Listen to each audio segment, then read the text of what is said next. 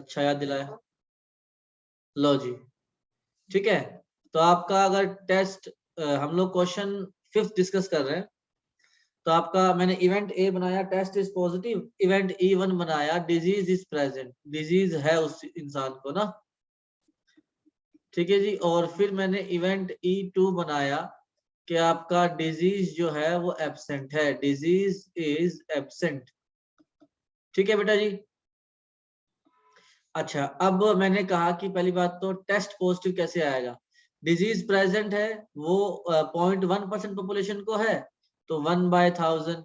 और प्रेजेंट होने के बाद भी टेस्ट इफेक्टिवली पॉजिटिव आएगा, 99% चांस है, 99/100। प्लस डिजीज नहीं है तो इसकी प्रोबेबिलिटी कितनी है, 99.9, तो 999/1000। और डिजीज नहीं है फिर भी टेस्ट पॉजिटिव आ जाएगा, इसकी प्रोबेबिलिटी है 5/1000। यहां तक सभी को समझ आ गया क्या? Yes sir. ठीक है। बस अब देखो रिया बेटा, उसने कहा है कि टेस्ट पॉजिटिव आया है, इस बात की प्रोबेबिलिटी बताओ कि आपका वो डिजीज उसके पास है, तो उसका कंट्रीब्यूशन ये आएगा। तो ये कितना आ जाएगा, 1/1000 इंटू 99/100 अपॉन में टोटल प्रोबेबिलिटी। आ रही है बात समझ में? Excuse me sir. हाँ जी। सर जो पीछे आंसर दिया है ना, हाँ, वो मैच नहीं कर रहा। इससे आंसर मैच नहीं कर रहा। Yes sir. करना चाहिए बेटा, ऐसी बात नहीं है।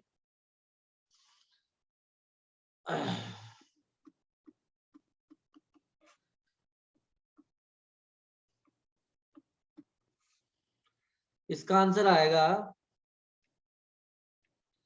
990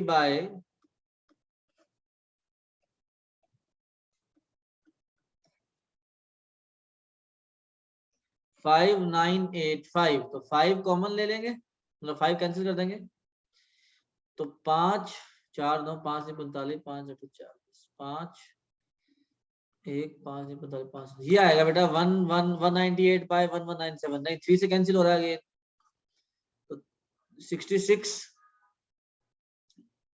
और 3 3 9 3 27 3 अगेन 3 से कैंसिल हो रहा है, तो 22/133। ये आंसर आएगा क्या?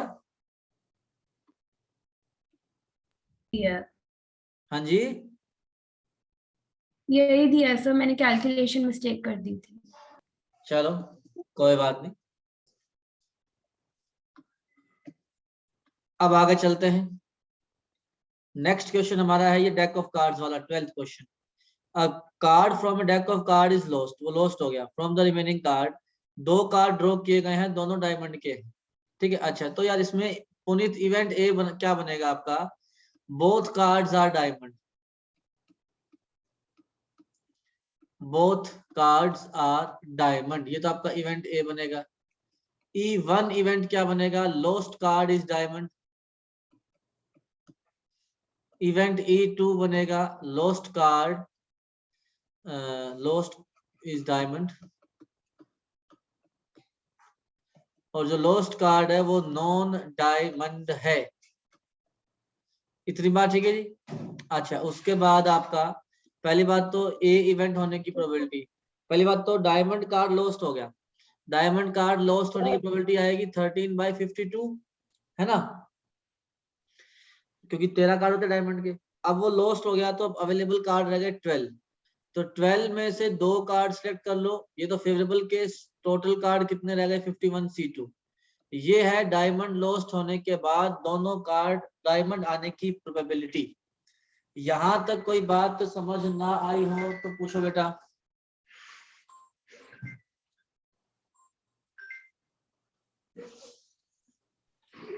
हाँ जी। अच्छा, सर समझ में आया तो मैंने ये सर कहा, आपकी वॉइस नहीं आ रही थी। हाँ अब आएगी, अब आ रही है। Yes sir.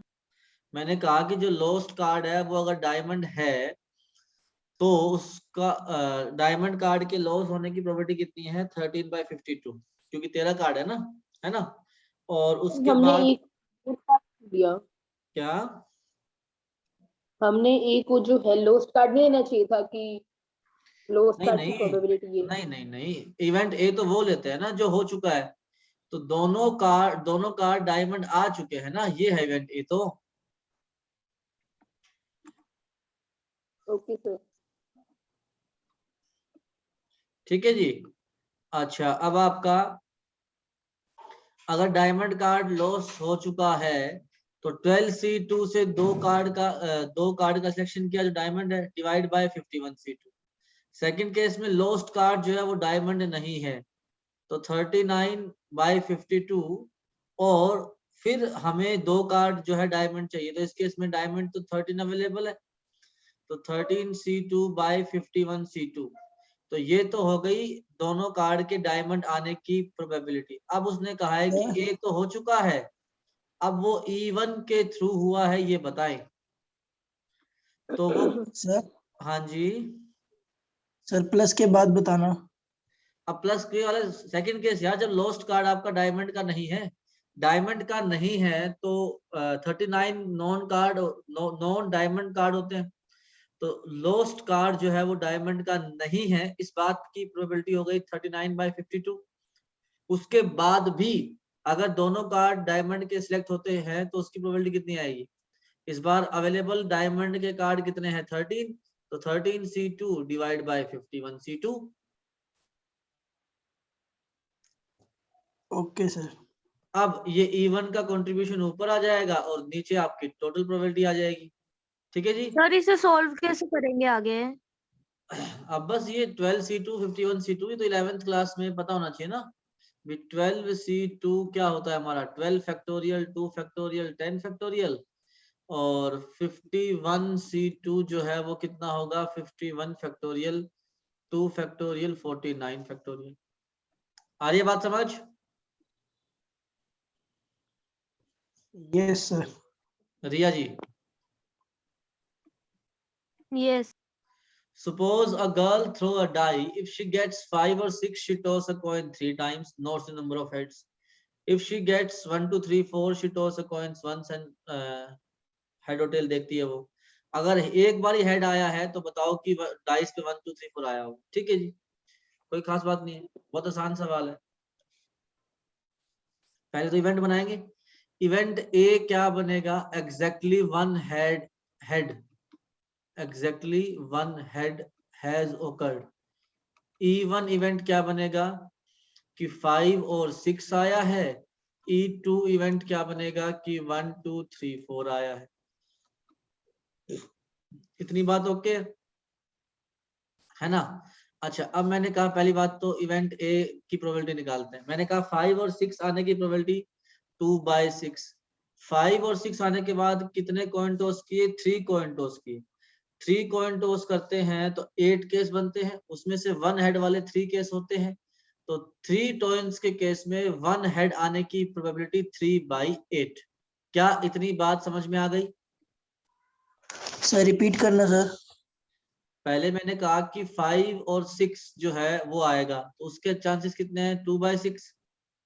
फिर मैंने कहा कि अगर 5 और 6 आता है तो हम लोग 3 कॉइन टॉस करते हैं ना, तो 3 कॉइन के केस में आपके टोटल 8 केस होते हैं बेटा।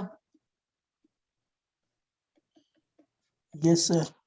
उन 8 केसेस में से केवल 3 केस ऐसे हैं जिसमें एक हेड होता है, तो एग्जैक्टली वन हेड आने की प्रोबेबिलिटी 3/8। सेकंड केस आपके पास 1 2 3 4 आ जाए तो वो आने के चांसेस 4/6। अब एक ही कॉइन टॉस करना है तो उसमें 1 हेड आने की प्रोबेबिलिटी 1/2। अब उसने कहा है कि ए इवेंट तो हो चुका है, ये बताओ कि 1 2 3 4 आया होगा, तो इस कॉन्टेक्स्ट में E2 से आया होगा ये बताना है। इतना ठीक है बेटा पुनीत? तो 4/6 इंटू 1/2 तो न्यूमरेटर में, और डिनोमिनेटर में आपकी टोटल प्रोबेबिलिटी। आ गई बात समझ में?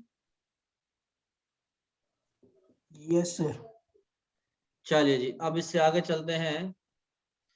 13 और 14 में डाउट है बच्चों के?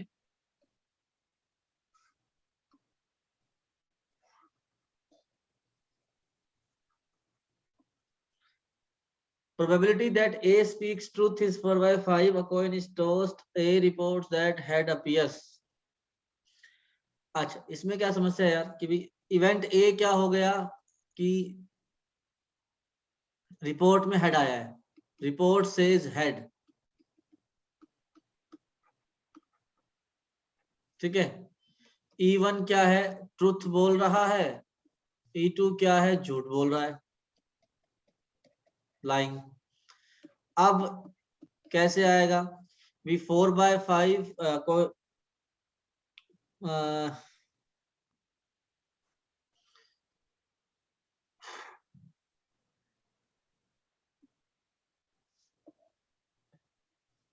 इसको इवेंट को ऐसे लिख लो कि एक्चुअली हेड,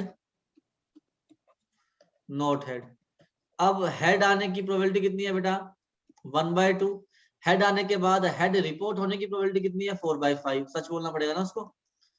टेल आने की प्रोबेबिलिटी कितनी है, 1/2। टेल आने के बाद भी हेड रिपोर्ट होगा, इस बात की प्रोबेबिलिटी कितनी है, 1/5। क्योंकि अगर 4/5 प्रोबेबिलिटी से सच बोलता है तो 1/5 से झूठ बोलेगा। अब उसने कहा है कि रिपोर्ट तो हेड कह रही है, सच बताओ, ये बताओ कि हेड ही आया है, तो ऊपर वाला ये हो जाएगा। तो 1/2 into 4/5 divide by total probability P of A। बात समझ में आ गई सभी को? सर फिर से एक्सप्लेन करना है एक बार। देखो बेटा, उसने ये कहा कि हम लोग कॉइन टॉस करते हैं, ठीक है, और हेड और टेल देखते हैं।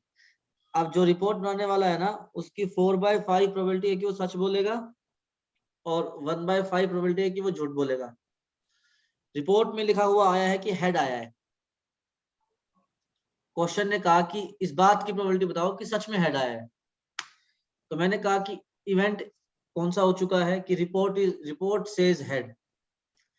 और कैसे कैसे हो सकता है कि एक्चुअली में हेड आया हो, E2 क्या बन जाएगा, हेड ना आया हो। इतना ठीक है, ये तो थ्योरी थी। अब मैंने कहा यस कि सर। ए इवेंट की प्रोबेबिलिटी कैसे बनेगी, हाफ प्रोबेबिलिटी से हेड आ गया, हेड आने के बाद 4/5 प्रोबेबिलिटी से सच बोल के उसको रिपोर्ट भी कर दिया, हाफ प्रोबेबिलिटी से टेल आ गया, और टेल आने के बाद 1/5 प्रोबेबिलिटी से उसको झूठ बोल दिया कि टेल यहाँ हेड आया है। तो ये तो रिपोर्ट का हेड बनने की प्रोबेबिलिटी। अब इसमें से ये पूछा गया है कि एक्चुअली में हेड आया है, तो P(E1)/A निकालना है।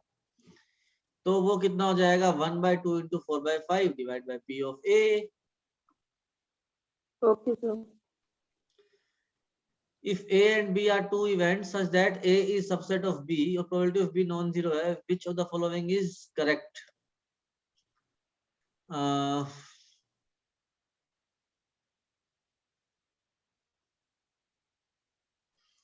इसको यूं देख लो यार, PA/B जो है वो क्या होगा, PA intersection B divide by PB होगा ना थ्योरी के हिसाब से, हाँ है ना। Yes sir. तो अब यस सर। आपका अगर A B का सबसेट है ना बेटा, तो अगर A B का सबसेट है तो PA इंटरसेक्शन B जो है वो आपका PA ही हो जाएगा कंप्लीट। Yes sir. तो ये हमारा क्या बन जाएगा, PA बाई PB। अच्छा, अब किसी भी इवेंट की प्रोबेबिलिटी 1 या 1 से कम रहती है, तो अगर एक 1 या 1 से कम वाले नंबर का नंबर अगर डिवीजन में आ रखा है, तो ये कंप्लीट वैल्यू जो है ये तो PA से बड़ी हो जाएगी। तो आंसर कितना आ जाएगा आपका, C आ जाएगा। ठीक है सर जी। फिर से बताना, पी सेक्शन भी पीए कैसे आया? अरे क्योंकि A B का सबसेट है ना बेटा, तो दोनों का कॉमन पार्ट PA ही तो हो जाएगा। जैसे यूं देखो ना, जैसे मान लो ये A है और ये पूरा B है, अगर A B का सबसेट है तो इंटरसेक्शन यही तो आएगा कॉमन पार्ट, तो PA इंटरसेक्शन B जो है वो PA ही तो हो जाएगा। Okay sir. ठीक है, चलिए, तो यहाँ पे हमारा डिस्कशन समाप्त होता है। अब आते हैं मिसलेनियस पे। 5th एक्सरसाइज कटी हुई थी। अच्छा, 4 में भी डाउट है क्या? यस सर, 3 है। ओए होए यार, तुमने तो जुल्म कर दिए यार।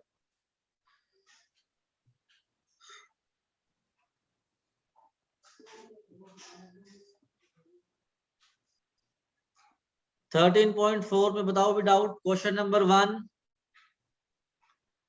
2, 3, 4,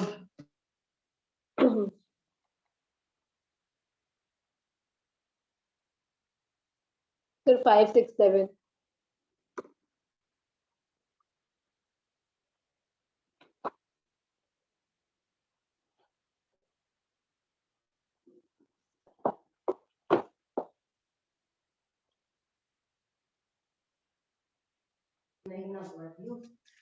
second, third, fourth, fifth, Sir, 5th. Fifth doubt है। Sixth, seventh, Yes, sir. Seventh भी डाउट है 6 भी है, 7 भी है. यार। यूं ना करो, जो एक दो सवाल करने लायक थे तुमने डाउट पूछ लिए।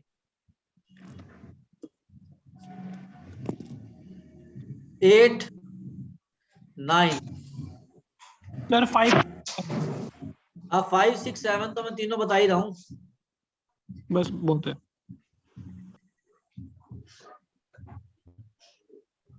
हाँ, अभी सबको स्क्रीन दिख रही है? Yes sir. Find the probability, मुझे नहीं दिख रही। Find the probability distribution of number of success in a tosses of two dice where success is defined as number greater than 4। तो सीधी सी बात है कि अगर सक्सेस जो है आपका नंबर ग्रेटर देन 4 है, तो x मान रहा हूं मैं उस रैंडम वेरिएबल को, उसकी वैल्यू 0, 1 और 2 आ सकती है भी। या तो दोनों बार सक्सेस मिल जाए, दोनों बार 4 से बड़ा आ जाए, या एक बार सक्सेस मिले, या एक भी बार सक्सेस ना मिले। इतना समझ Sir, में जो आया? 4 से हाँ जी, जो 4 से बड़ा आएगा वो दोनों डाइस पे आएगा कि एक ही पे? नहीं, एक यार, ये किसका माइक ऑन है जो? बेटा ऑब्वियस सी बात है कि डाइस थ्रो कर रहे हैं ना, तो पहला एक बार एक डाइस थ्रो किया, उसमें 4 आ गया तो सक्सेस है। तो एक डाइस पे 4 आना ही सक्सेस। तो मतलब अब इसमें दोनों डाइस काउंट होगा? अरे नहीं बेटा, सुनो तो, 2 टॉसेस है ना, एक डाई को ही 2 बार टॉस किया है। तो पहले वाले टॉस में 4 आ गया तो सक्सेस, दूसरे वाले टॉस में 4 आ गया तो सक्सेस। तो सक्सेस कितनी हो सकती है? या तो दोनों बार सक्सेस मिल जाए, या एक बार सक्सेस मिल जाए, या एक बार ना मिले। Okay sir. अब मैंने कहा x इज इक्वल टू 0, मतलब कि दोनों बार फेलियर चाहिए। तो नंबर ग्रेटर देन 4 जो है वो सक्सेस है। तो 1, 2, 3, 4 इन चारों में से कुछ भी आ गया तो वो फेलियर है। तो पहली बार फेलियर हो 4/6 प्रोबेबिलिटी से, दूसरी बार भी फेलियर हो 4/6 प्रोबेबिलिटी से, तो 2/3, 2/3, 4/9 एक सक्सेस चाहिए। तो पहली बार सक्सेस मिल जाए 2/6 से, दूसरी बार फेलियर मिल जाए, प्लस पहली बार फेलियर मिल जाए, दूसरी बार सक्सेस मिल जाए, 1/3, 2/3, तो ये आपका 2/9, 2/9, 4/9। x इज इक्वल टू 2, दोनों बार सक्सेस चाहिए। तो पहली बार सक्सेस 2/6 से, सेकेंड टाइम सक्सेस 2/6 से, तो 1/9। ये बन गया हमारा प्रोबेबिलिटी डिस्ट्रीब्यूशन फिफ्थ क्वेश्चन के अंदर। आ रही है बात समझ में?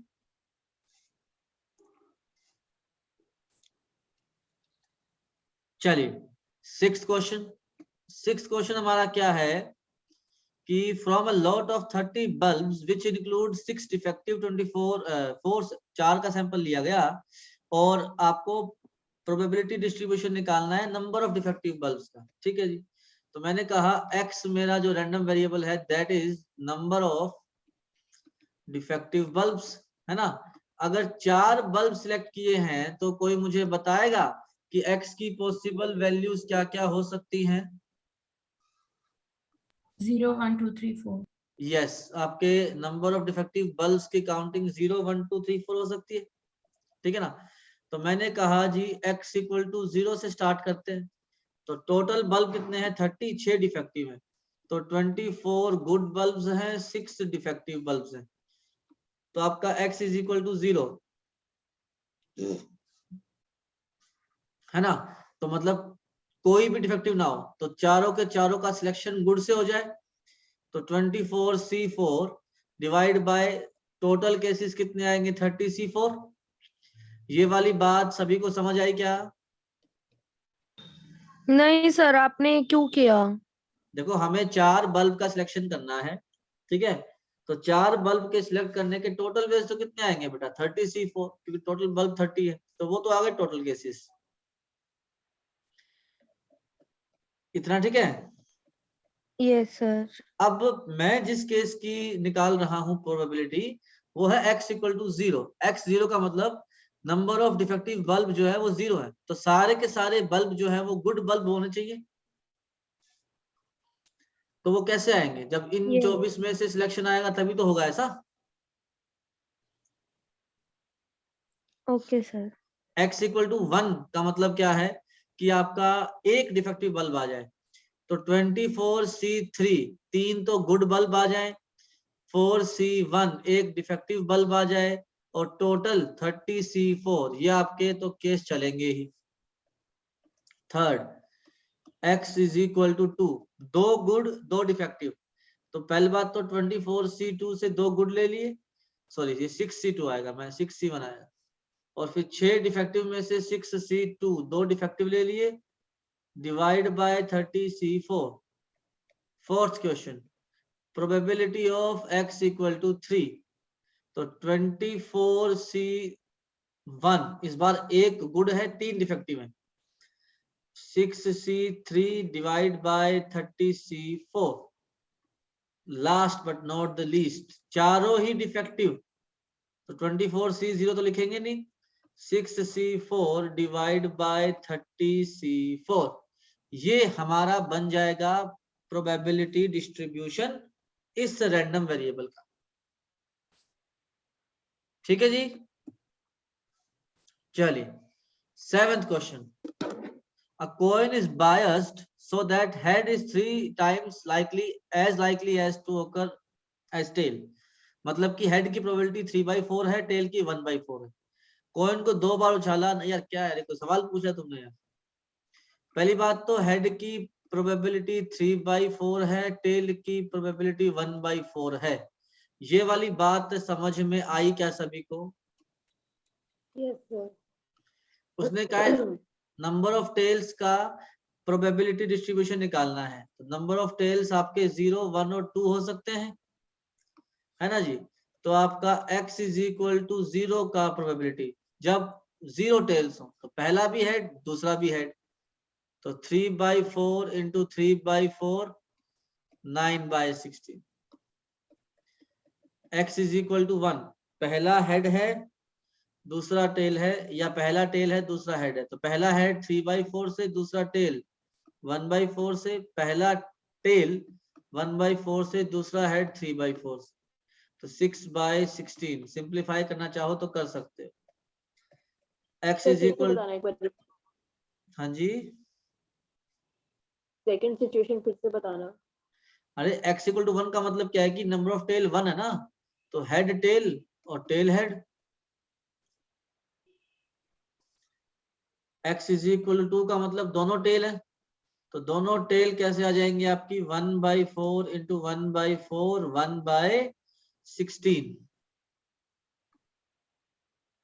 आ रही है बात समझ में? सर इसमें सैंपल स्पेस कैसे बनेगा इसका? सैंपल स्पेस तो वही बनेगा, head head head tail, tail head tail tail. अगर 3 टाइम्स लाइकली है तो कुछ चेंज नहीं होएगा क्या? नहीं, उससे चेंज होगा प्रोबेबिलिटी, पॉसिबिलिटीज तो वही रहेंगी ना। Okay sir. ठीक है भाई। Yes sir. चलो जी, तो आपके डाउट्स डिस्कस कर दिए हैं डिटेल में, ठीक है। अब आते हैं मिसलेनियस पर। सर ये चैप्टर बहुत बोरिंग है। बोरिंग कहाँ है यार, कितना इंटरेस्टिंग चैप्टर है। सर वेक्टर से तो ठीक ही है। निपट गया, अब तो पूरा ही हो गया।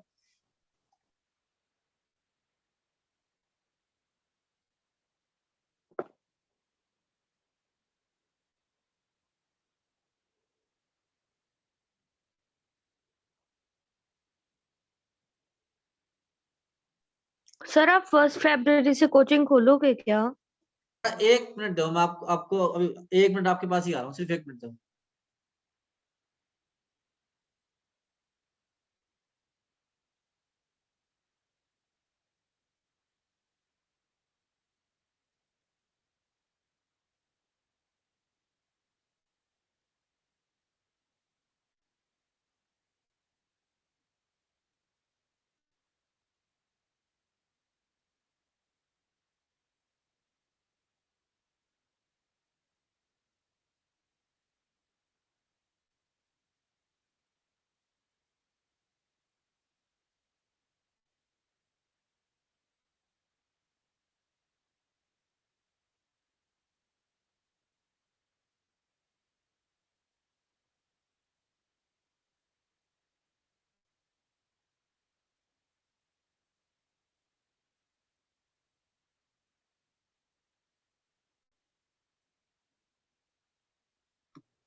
हाँ बेटा जी, अब बोलो। हेलो, अरे मेरी आवाज आ रही है क्या? Yes sir. Yes sir. अब पूछो, क्या पूछना चाह रहे हो? सर 1 फरवरी से खोल रहे हो क्या कोचिंग? हाँ बिल्कुल खोल रहे हैं बेटा। सर टाइमिंग सेम है? टाइमिंग सेम रहेगी, 1:30 से 2:30 एक बैच रहेगा, और एक बैच रहेगा शाम को 5:30 से 6:30। ओके। सर टाइमिंग रिपीट करना। 1:30 से 2:30 या फिर शाम को 5:30 से 6:30। Okay sir. हाँ अब शाम वाला 1 फेब से खोल रहे हो? मंडे से खोल देंगे, मतलब 31 को ही खोल देंगे, मंडे से खोल देंगे। सर शाम वाला चेंज नहीं हो सकता क्या? नहीं है, ऐसे नहीं है, देखो पता क्या है, जो पूरे साल से जो टाइम टेबल चल रहा है वही चलेगा ना टाइम टेबल तो। सर सही है टाइम, सर पहले भी तो आते थे। अच्छा अब समय कम है तो होमवर्क सुन लो, मिसलेनियस पूरी करके आनी है, ठीक है ना?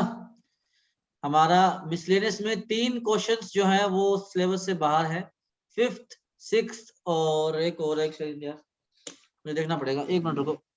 9th पक्का 9th है? पक्का। 1 मिनट खड़ जाओ। 5th 6th और 9th है क्या? यस 5th 6th और 9th है, ठीक है जी। मंडे को जो मिलेंगे तो इसका डिस्कशन करेंगे। अच्छा अब ऑफिशियली हमारा केवल 2 चैप्टर बाकी रह गया है, एक तो डिफरेंशियल इक्वेशन और एक आपका एप्लीकेशन ऑफ इंटीग्रेशन, ठीक है जी। तो वैलेंटाइन डे से पहले पहले हम लोग सिलेबस पूरा कर देंगे। सर कब है वैलेंटाइन डे? सर आपने बताया ही नहीं। सर देख, क्लास लीव कर दे क्या? हाँ जी बिल्कुल। चलिए धन्यवाद।